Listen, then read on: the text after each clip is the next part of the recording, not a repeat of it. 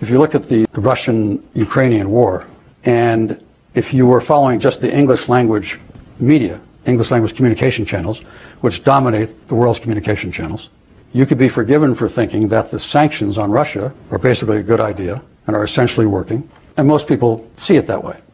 Until you get into the fine print and you realize that of the 54 African countries, the number supporting the sanctions is 0. Of the 32 Latin American countries, the number supporting the sanctions is 0. Of the 22 Middle Eastern countries, the number supporting the sanctions is 0. The 48 Asian countries, number supporting the sanctions are 3. South Korea, Japan, Singapore. 16 Pacific Island countries, 2. Australia and New Zealand. So I just named you 175 countries, 5 of which are supporting the sanctions. So the sanctions are essentially an American, Western European, and a few American allies, essentially in Asia and Australasia. Now, the relevance of that is that it does show you a certain kind of fissure that exists that you don't hear a lot about. And the positive side of which may be, this is the question, may be, that all those other countries over time will say to both the United States and China, as I said earlier, it's just not acceptable for you all not to have a decent relationship. And China, by the way, is already the largest trading partner with 140 of those countries.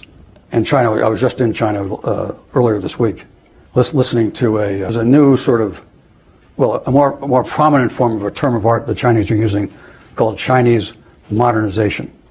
And they're determined to illustrate to the world that modernization and westernization are not synonymous, and that modernization can take different forms in different countries. And I was listening to the foreign minister lay all this out, and among the other things he cited was, in no particular order, China's contributed more to global growth in the last decade than all G7 countries put together. 1.4 billion people in China are more than all the developed world put together. They're the leading trader with 140 countries.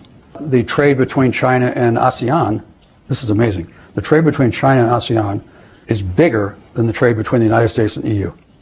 So when you start going down through these things, you realize there's a certain reality here that sooner or later the Americans are going to have to accept. And my own opinion is the sooner that gets understood and accepted, the better, and that the relationship has got to get better, because if it doesn't get better, then everything I was saying about 2050, let alone 2070 or 2100, is just going off a cliff. So John Kerry told me that in, I think it was 2013, he was the senior American at one of these international meetings that Obama could not attend for one reason or another.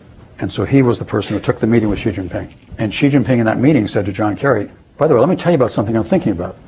And he laid out the One Belt, One Road. And Kerry said to him, oh, that's very interesting. Why don't we do this together? And Xi Jinping says, that's a great idea. Let's do this together. And Kerry came back to Washington, and he said before he got off the plane, the Treasury Mandarin said, cut his legs off, and there was no chance it was going to happen. So it never got to Obama's desk as kind of a strategic question.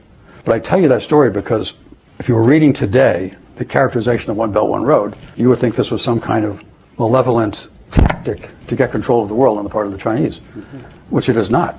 It is exactly what they say it is, which is to extend a model of development into as many countries as it wanted, who desperately need it. And when I talk